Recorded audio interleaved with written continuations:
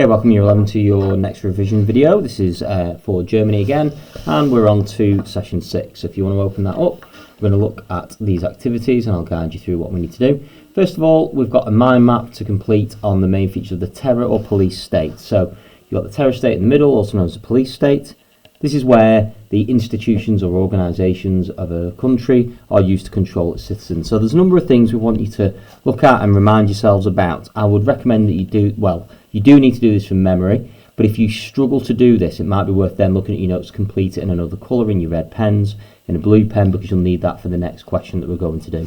So just a reminder, you're talking about the SS, the Gestapo, the use of courts, and there's two different courts to talk about there, and also the use of concentration camps. And for each one, we're looking for details and information of how these operate.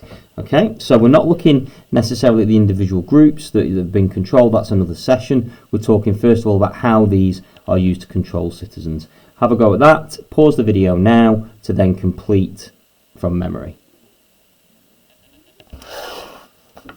Once you've completed your mind map from memory, then you want to be looking at this question. So, standard source question using sources B and C. How useful are they for an inquiry into, and then it's the attitudes of public towards the Gestapo. So you've got two sources. Now, please remember, when you get these two sources, they're going to give different views because that allows you to use your different bits of knowledge.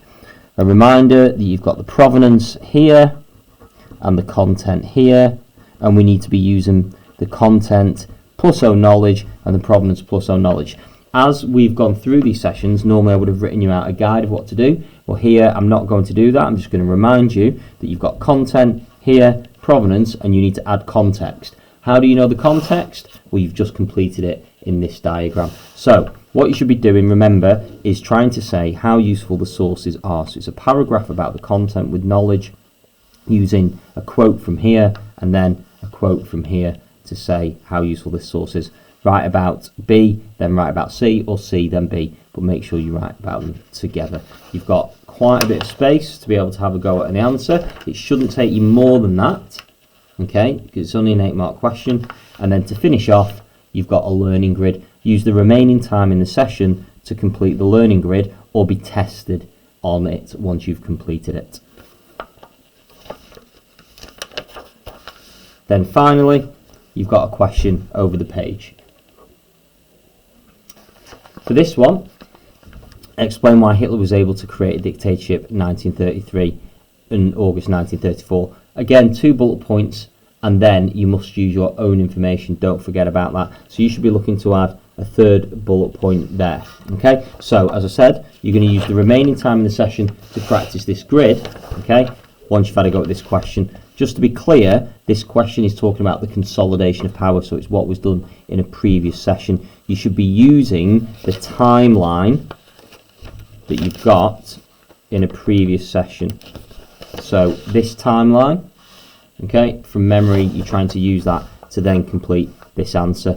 The key thing is to remember you're explaining why he was able to create a dictatorship. So this is giving him sole control. Okay, so what is it about the Enabling Act that gives him sole control?